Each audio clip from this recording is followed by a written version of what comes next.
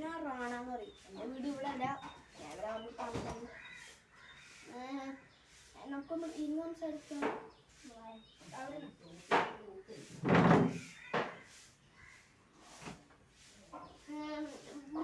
മുംബൈ കേട്ടിട്ടുണ്ടോ? പണ്ട് ബോംബെ എന്നാണ് പറയാ. അവിടെ എനിക്ക് ബിസിനസ് ആയിരുന്നു. അപ്പോ ഒരു ടാക്സി ഡ്രൈവറെ ഞാൻ പരിചയപ്പെട്ടു. അയാളെ കണ്ടപ്പോ പാവാന്ന് വിചാരിച്ച് എൻ്റെ പാർട്ട്ണറാക്കി. പക്ഷെ കുറച്ച് ദിവസം കഴിഞ്ഞപ്പോ എന്റെ പൈസയും സ്വത്ത് കണ്ടപ്പോ അയാൾ അത് ഇട്ടുകൊണ്ടു.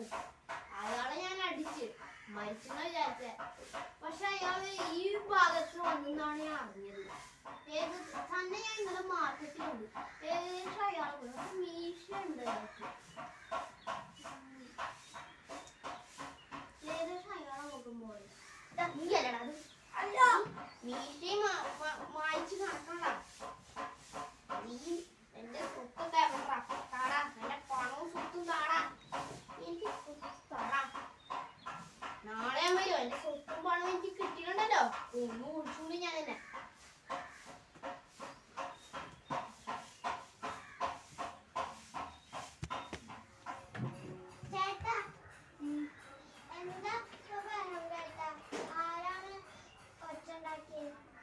എൻ്റെ സുഹൃത്തായ റാണ, അവൻ്റെ ഞാൻ കടം വാങ്ങിച്ചു. അതുകൊണ്ട് തന്നെയാണ് തല്ലുണ്ടാവുന്നത്.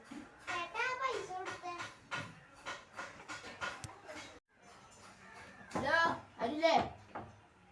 നീ ഇവിടെ ഉണ്ടായ പൈസ തരാൻ പറഞ്ഞിട്ട് തന്നില്ല. ഒപ്പിട്ട് എനിക്ക് മുൻകടക്കല്ല. പൈസ മതി കൊടുക്കലില്ല.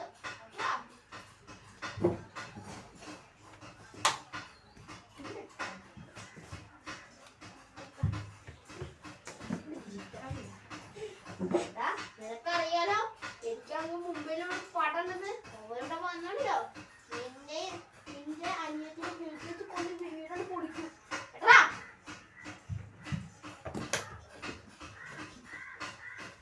ഞാൻ സ്വയം ദ്രോഹി, സ്വയം എന്നെ തന്നെ ഇല്ലാണ്ടായി. രക്തം കൊണ്ട് ഞാൻ എഴുതിയ വരി ചന്ദനം മണക്കില്ല. കരുത്ത ക്ഷത്രിയനല്ല, ശക്തനല്ലെന്ന സങ്കടം എനിക്കില്ല.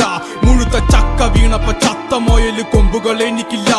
ഈ പിത്ത തടിയിൽ കത്തിക്കേറിയാലും പൊട്ടിക്കരയില്ല. ചക്കോ എങ്ക வாழ்க்கை அவரதானாக எல்லாரும் பக்கம். கடவுளை போல கப்பவன் இவன், பேராசையை கொள்ளும் சிவனாய் இவன். கல்வனை வெல்லும் வல்லவன் இவன்.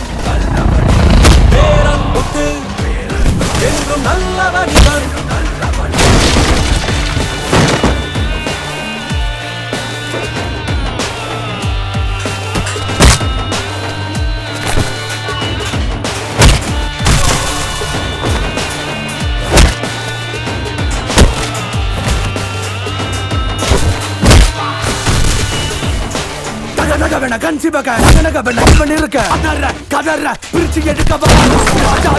வெட்டி வீசி எறிய போறா. அடங்காத விட குதிரை ஒரு நாளும் அடங்காது. நெருப்போட விளையாட ஒருபோதும் தயங்காது. உன்னை வச்ச கால இவன் பின்ன நோக்கி வச்சதில்லை. இவனை போல கர்வம் கொண்ட